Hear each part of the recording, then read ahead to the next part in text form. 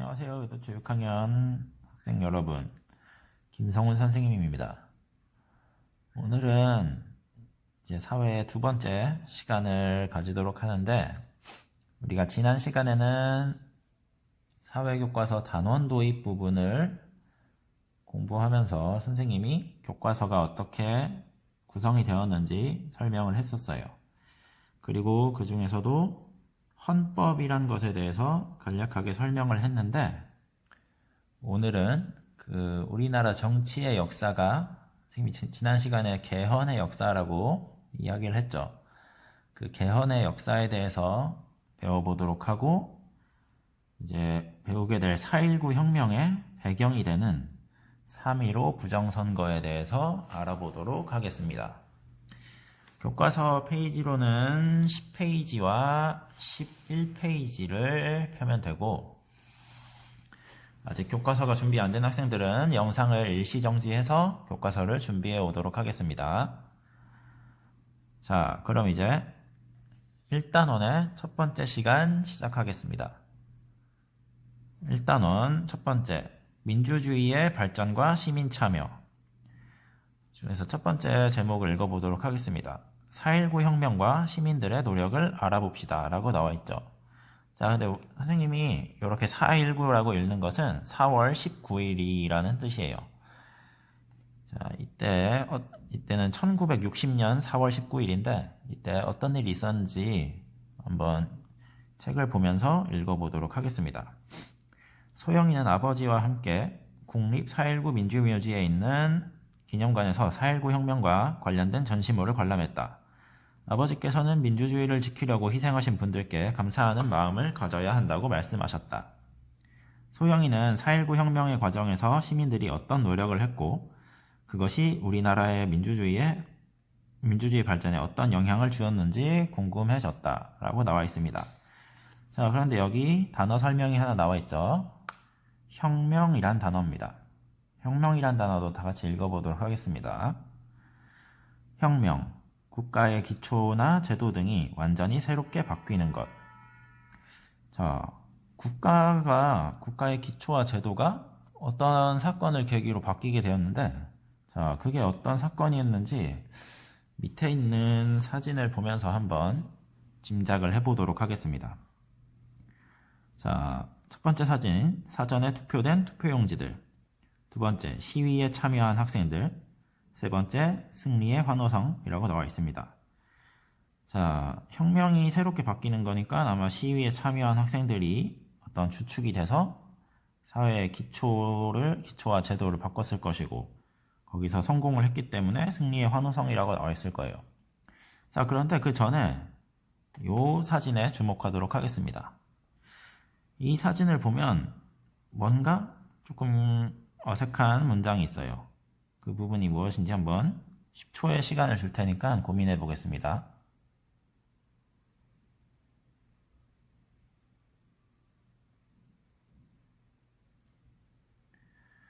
자, 다들 찾으셨나요? 자, 여기 보면 사전에 투표된 이란 부분을 주목하도록 하겠습니다. 지금은 사전 투표제라는 게 있어요. 그게 어떤 거냐면, 내가 투표일에 급하게 어떤 일이 생겨서 투표를 하지 못하게 된 상황이 생긴 거예요.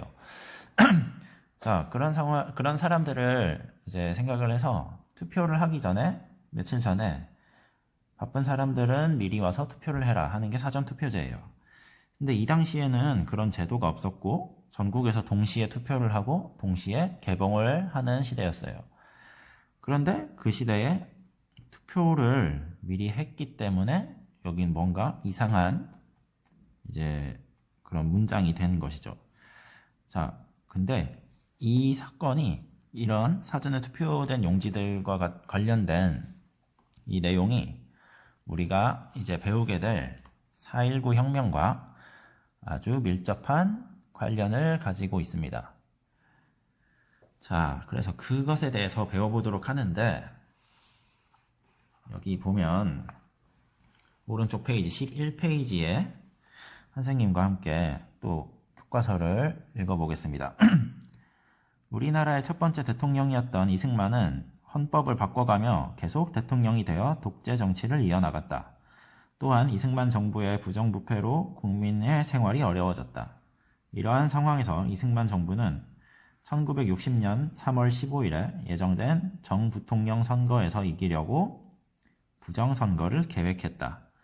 이에 대항해 대구에서 최초의 학생 민주운동이 일어났다. 그러나 이승만 정부는 부정선거를 실행했고 그 결과 선거에서 이겼다. 관로에서는 3.15 부정선거 1960년이라고 나와 있죠. 자, 여기도 밑에 보면 어떤 단어 설명이 있어요. 정부통령 선거라고 나와 있고 대통령과 부통령을 함께 뽑는 선거라고 나와 있어요. 자, 지금은 대통령이 있고 대통령이 정부의 이제 가장 최고의 지도자 자리에 있죠. 그런데 지금 현재 체제는 대통령이 바로 그 다음 계급에 있는 국무총리를 임명을 합니다. 그러니까 대통령이 이제 자기와 뜻이 같은 사람을 이제 임명을 하게 되는 제도예요. 현재 우리나라는 이러고 있습니다. 근데 이 당시에는 대통령이 1인자라고 하면 부통령은 2인자가 되는 거예요. 정부에서. 그 대통령과 부통령을 동시에 선거를 했습니다. 이 당시엔 국무총리가 없었고 대통령과 부통령을 선거로 뽑게 했습니다. 자, 그런데 여기서 보면 이 선거에서 부정적인 방법으로, 그러니까 나쁜 방법, 옳지 않은 방법으로 선거를 했고 그 결과 당선이 돼서 이제 사람들이 분노를 하게 된 것이죠. 자, 밑에 그림을 보면 이제 여러 가지 방법으로 실행된 3.15 부정선거라고 나와 있는데 여기 첫 번째 사진, 유권자들에게 돈이나 물건을 주면서 이승만 정부에 투표하도록 했다.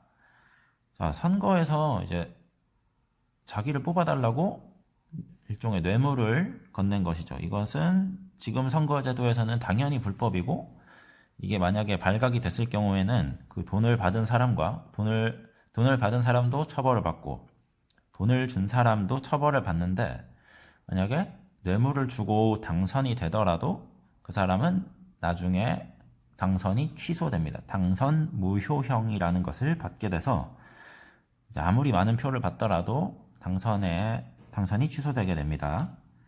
자, 그 다음 두 번째, 투표한 용지를 불에 태워 없애거나 조작된 투표용지를 넣어 투표함을 바꾸기도 했다라고 했죠. 자, 이게 말이 되는 소리인가 싶죠. 투표용지를 자기네 마음대로 조작을 해서 아예 사람들의 의견을 무시해버리고 자기네 뜻대로 이제 선거 결과를 바꿔버린 것이죠. 자, 이 역시도 지금 사회에서는 절대 일어날 수도 없고 이제 마찬가지로 처벌을 받게 되는 이제 중대한 사건이에요. 자, 그런데 지금 이런 내용만 보면 여러분이 이게 어떤 사건이 도대체 어떻게 흘러갔길래 이러한 상황까지 오게 되었는가 라고 좀 이해가 어려울 수 있어서 선생님은 이제 헌법의 역사와 연관지어 이 내용에 대해서 설명을 하고자 합니다. 선생님이 지난 시간에 헌법을 바꾸는 것에 대해서 한번 말씀을 드린 적이 있는데 그게 바로 개헌이란 단어예요. 자, 여기 선생님이 준비한 자료를 보면서 이제 그 내용에 대해서 배워보도록 하겠습니다. 그리고 한 가지 당부사항을 말하자면 이 내용은 선생님이 생각하기에 여러분들에게 조금 어려울 수 있어요. 그래서 이 내용을 완전히 내가 외우겠다, 그리고 완전히 암기하고 넘어가겠다라고 접근하지 말고, 우리나라에 이런 일이 있기 때문에 이런 사건이 있었구나, 이런 흐름만 파악하면 이제 이번 시간의 목표는 달성한 거라고 생각을 합니다. 그렇기 때문에 부담 가지지 말고 선생님이 들려주는 이야기를 잘 들어보도록 하겠습니다. 자, 제목은 개헌의 역사입니다. 개헌이란 말은 헌법을 개정하는 것, 다시 말해 헌법을 바꾸는 것이라고 지난 시간에 이야기를 했었죠. 자, 이제 우리나라의 개헌은 총 9차례 개헌이 있었습니다. 9차 개헌이 마지막으로 있었고, 이게 1987년에 이제 최종적인 개헌을 했고, 이게 현재까지 유지되어 오고 있습니다. 자, 그래서 1차부터 9차까지를 다 설명하기에는 너무 시간도 오래 걸리고 내용도 아직 여러분이 이해하기 어려운 내용이 있기 때문에 이제 우리나라 정치 역사에서 이제 중요하다고 생각되는 내용만 찝어서 말씀을 드리겠습니다. 자, 주요 개헌 내용이 나와 있고, 자, 여기 선생님이 아래의 인물들이 개헌을 한 이유라고 이렇게 문제를 줬습니다. 답은 여기 보시면 알겠지만 독재를 하거나 자신의 정권을 오랫동안 유지하기 위해서입니다. 자, 여기 독재라는 단어, 여러분도 아마 알 거라고 생각하는데, 독재라는 말은 쉽게 생각하면 나 혼자 통치를 한다, 나 혼자 정권을 계속 잡겠다, 누군가 혼자서 이제 어떤 정권을 오랫동안 유지하려는 그런 내용을 독재라고 합니다. 혼자 지배를 한다, 이런 내용이에요. 자, 그런데 이 내용이 반대되는 게 우리가 지난 시간에 배웠던 민주라는 내용이죠.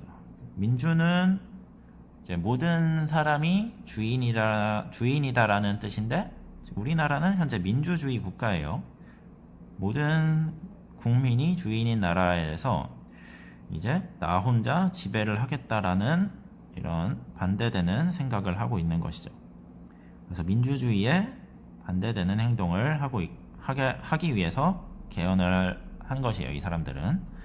그리고 마찬가지로 자신의 정권을 오랫동안 유지하기 위해서 했습니다.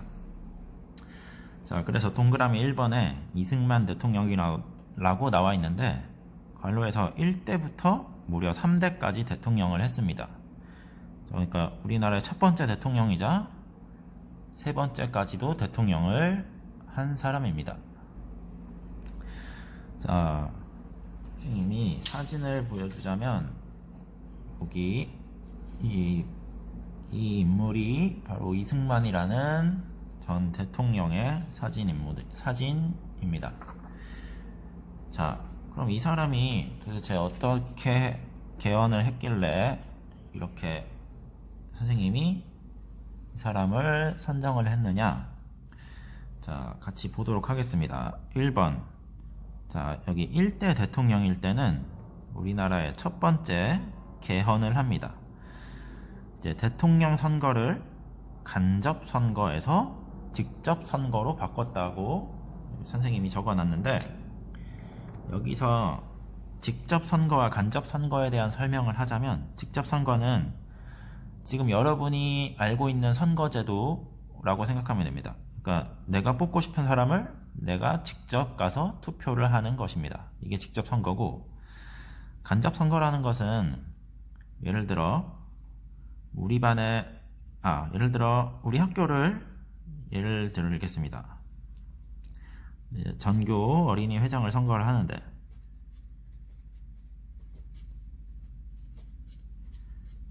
지금은 여러분들이 모두가 가서 자신들의 한 표 한 표를 누구를 뽑을지를 여러분들 스스로 결정을 해서 뽑죠. 그게 직접 선거죠. 그런데 간접 선거는 어떤 것이냐면, 내가 전교 어린이 회장을 이제 누군가 출마를 했는데, 후보로 이 전교 어린이 회장을 뽑는 사람들이 이제 각 반장들이 뽑는 거예요. 1반 반장, 2반 반장, 3반 반장, 이런 식으로 반장들이 나와서 이 반장들만 선거를 하는 거예요. 자, 그럼 이 간접 선거의 문제점은 무엇이겠습니까? 자, 1반 안에서도 나는 길동이라는 길동이라는 회장을 뽑고 싶고, 예를 들어 성훈이라는 친구를 뽑고 싶고, 또 뭐 이런 여러 명의 후보가 있을 건데 개인의 뽑고 싶은 후보가 있겠죠. 선호하는 후보가. 그런데 뭐 예를 들어 길동이를 20명이 선호하고 성훈이를 10명이 선호하는데 1번이란 애가 갑자기 여기 있는 다른 친구를 뽑아버린 거예요. 그러면 이 20명과 이 10명의 의견은 투표에 전혀 반영되지 않고 이 1번의 의견에 의해서 회장이 당선되게 되는 상황이 발생할 수 있는 것이죠. 그러니까 모두의 의견을 반영하지 못하고 누군가에 의해 이 소수의 인물들에 의해서 회장이 뽑히게 되는 겁니다. 근데 이러한 제도를 첫 번째 대통령 선거 때는 실행을 했던 거예요. 그래서 그 국회의원들이 투표를 했고 국회의원 중에서 많은 득표를 한 이승만이라는 인물이 1대 대통령이 됐습니다. 자, 근데 이 이승만이 왜 갑자기 직접 선거로 바꾸게 되었냐?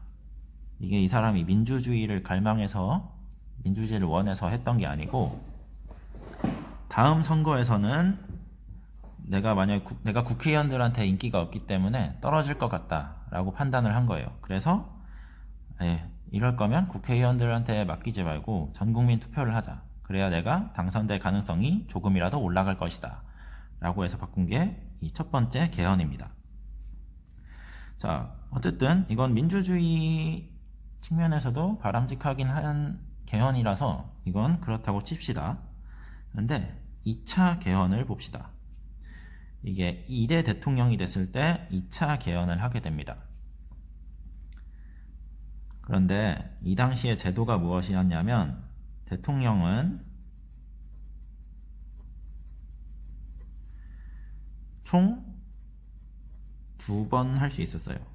그러니까 내가 한 번 나오고 당선이 된 후에 또 한 번 대통령을 할 수 있었어요. 그게 중임제라는 겁니다.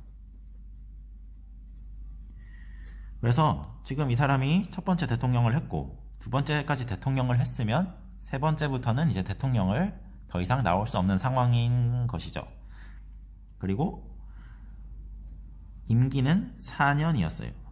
대통령을 한 번 당선되면 4년 동안 대통령을 했습니다. 자, 그래서 총 8년 동안 대통령을 했는데 이 사람은 대통령을 좀 더 오래 하고 싶은 거예요.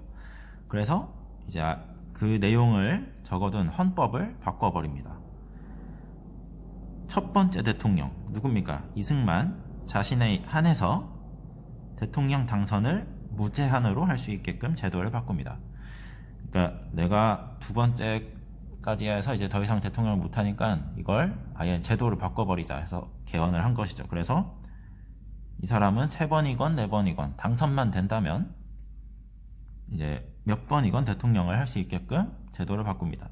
그래서 이게 바로 우리나라의 민주주의의 흐름을 저해했던, 방해했던 그런 개헌이라고 볼 수 있는 거죠. 자, 두 번째는 박정희 대통령이라고 선생님이 적었습니다. 이 중간에 1대와 3대, 그 다음에 박정희 대통령은 무려 5대에서 9대까지 대통령을 합니다. 엄청나게 오래 했죠. 자, 근데 중간에 4대 대통령은 누굽니까? 이런 질문이 있을 수 있는데 4대 대통령은 윤보선이란 대통령이고 그분은 이제 박정희 대통령이 이제 쿠데타라고 군대를 이용해서 이제 정부를 장악하게 된 사건이 있는데 그때 이 윤보선 대통령이 힘을 잃고 이제 자리에서 물러나게 됩니다. 그래서 이 윤보선이라는 인물에 대해서는 지금 배우지 않고 박정희라는 인물에 대해서 알아보도록 하겠습니다. 박정희 대통령의 사진은 이것입니다. 이 인물이 박정희 대통령이라는 것 알아두시고 설명하겠습니다. 자, 박정희 대통령은 이제 군인이었어요. 군인인데 이제 정부의 정책에 자기는 반기를 들어서, 그러니까 마음에 들지 않아서 군대를 이용해서 정부를 장악하고 이제 여러 가지 제도를 바꿉니다. 이제 자신이 이 국가의 최고 통치자가 되기 위해서 여러 가지 제도를 바꿉니다. 자, 그래서 당선 전 군인이었던 시절에 이제 정부를 장악했으니까 힘이 굉장히 강했겠죠. 그 당시에 5차 개헌을 합니다. 물론 여기도 지금 2차에서 5차로 넘어가는데 3, 4차는 지금 배우기엔 조금 어려운 내용이기 때문에 생략했습니다.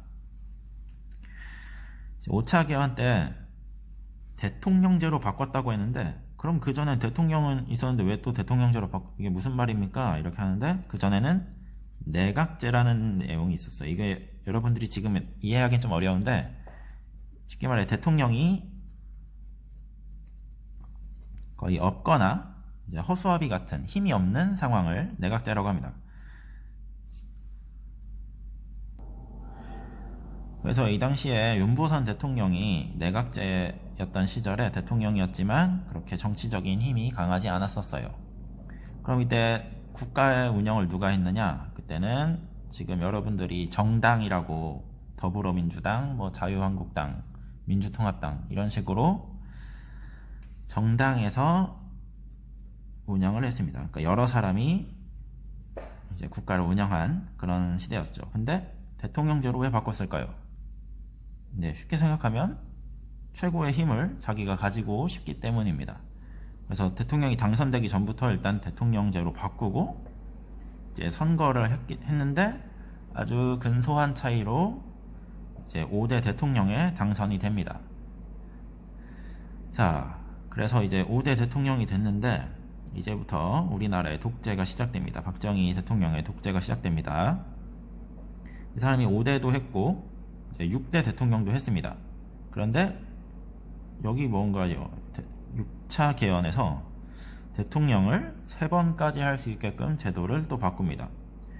여기 보시면 2차 개헌을 했더라도 첫 번째 대통령만 무제한으로 나올 수 있었고 다른 대통령들은 마찬가지로 2번밖에 나올 수 없었어요. 그렇기 때문에 박정희 대통령도 2번만 선거에 나올 수 있었는데 그 제도를 바꾸고 이렇게 3번까지 대통령을 합니다. 자, 그런데 인간의 욕심은 끝이 없죠. 3번까지 하니까 이제는 좀 더 하고 싶은 거예요.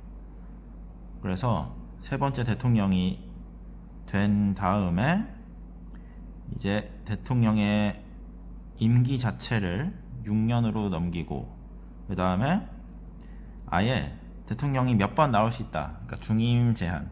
내가 대통령을 무제한으로, 이 말을 쉽게 생각하면 무제한으로 나올 수 있다 이런 뜻이에요. 대통령을 무제한으로 나올 수 있게 만들고 여기 또 간선제라는 단어 보이죠? 국민들이 투표하지 않고 자기 부하들, 자기 말을 따르는 사람들이 투표하게 해서 결국 무조건 박정희 대통령이 뽑힐 수밖에 없게 만듭니다. 긴급조치권이라는 것은 이제 자기한테 반항하는 사람들은 잡아서 고문하고 조사하고 이런 제도고, 국회 장악, 이건 법을 마음대로 바꾸겠다는 뜻이에요. 자, 이러니까 이제 완전한 독재 체제가 됩니다. 근데 이 사람은 이러다가 이제 자기 부하에게 총을 맞고 사망을 하게 돼서 박정희의 독재가 이제 끝나게 됩니다.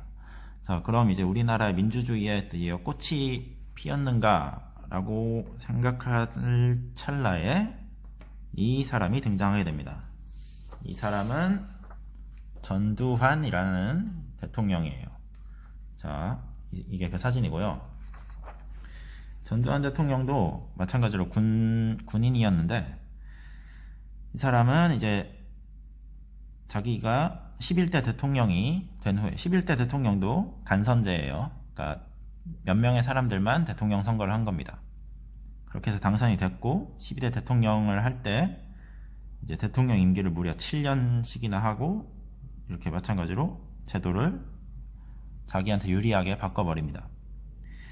자, 그러다가 이제 나중에 교과서에서 배우게 되겠지만 이제 이런 독재 체제에 분노한 시민들이 6월 민주항쟁을 하게 됩니다.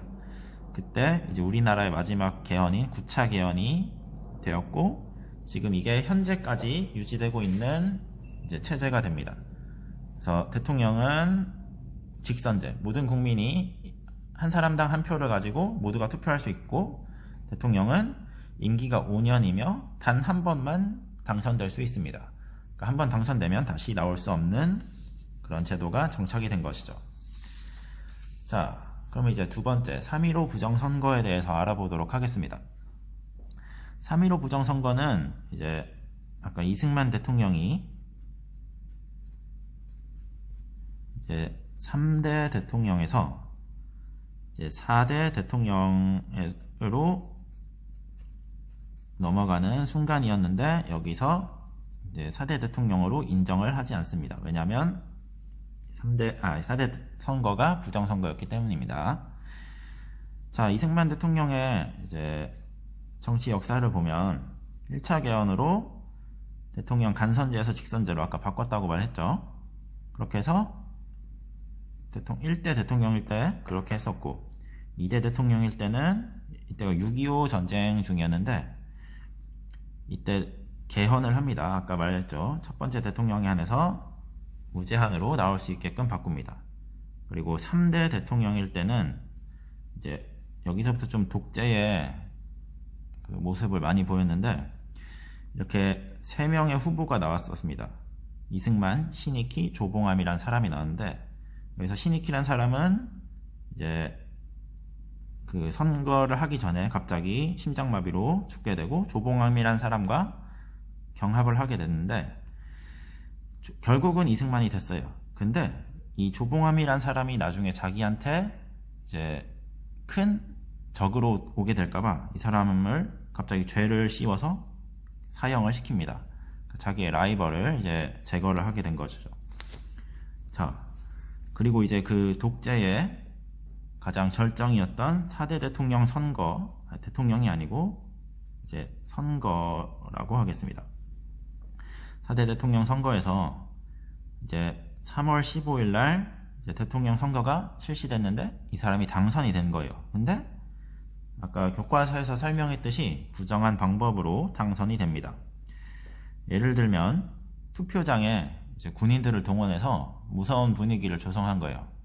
이승만 뽑지 않으면 뭐 가만두지 않겠어 뭐 이런 식으로 사람들을 겁을 주니 사람들이 어쩔 수 없이 이승만을 뽑게 되는 상황이 생기고, 두 번째 샌드위치 개표. 이건 뭘까요? 예를 들어 여기에 이승만 표가 있고 여기에 뭐 다른 후보 표가 있고 여기에 다시 이승만 표를 넣습니다. 그러면 이제 이 덩어리를 하나로 표로 세버리는 거예요. 예를 들면 이게 100장이라고 치면 이승만 10장, 그 다음에 다른 후보 80장, 그 다음에 이승만 10장, 이런 식으로 나와 있는 표를 이거 그냥 하나로 세도 되겠네, 이런 식으로 해서 이거를 이승만 100표 라고 이렇게 세버리는 겁니다. 이게 샌드위치 개표라고 합니다. 아주 부정한 방법이죠. 그리고 투표용지 불태우기. 이제 이승만의 반대 세력이 되는 사람들의 표를 아예 불태워서 없애버리고, 그 다음에 뭐 가짜 투표용지 넣기. 이거는 뭐 투표용지를 조작했다고 생각을 하면 됩니다. 자, 그래서 이것에 이제 시민들이 반발을 하게 됐고, 그게 바로 4.19 혁명이 되게 된 것입니다. 자, 지금까지 선생님이 설명한 내용이 굉장히 좀 어려울 수 있지만 이 흐름을 한번, 그러니까 외운다고 생각하기보다 흐름을 이해한다고 생각을 하면 우리나라의 정치 역사는 결국 대통령에게 어떤 권력을, 다시 말하겠습니다. 대통령이 권력을 독재하는 이 과정에서 수차례의 개헌이 있었고, 그것에 저항한 시민들이 여러가지 노력을 한 과정력이 이렇게 지금 현재 우리나라 민주주의의 이제 뿌리가 된 것이죠. 자, 그래서 이번 시간에는 이렇게 우리나라 정치 역사와 3.15 부정선거가 어떤 내용이었나에 대해서 이제 배워봤는데, 다음 시간에는 이제 3.15 부정선거로 인한 결과인 4.19 혁명에 대해서 배워보고, 그 4.19 혁명에 참여한 사람들에 대해서 한 편의 시를 써보는 활동을 하겠습니다. 지금까지 선생님의 설명이 굉장히 길어서 아마 지루하다고 느꼈을 수도 있지만 뭐 온라인으로 하는 입장에서 이렇게 설명식 수업을 하게 된 점은 여러분들이 이해해 주시기 바랍니다. 자, 그럼 이제 다음 시간에는 다른 짧게 4.19에 대해서 짧게 영상 하나를 보고 선생님이 또 올린 영상을 시청을 하도록 하겠습니다. 자, 오늘 사회 수업은 이것으로 마치겠습니다.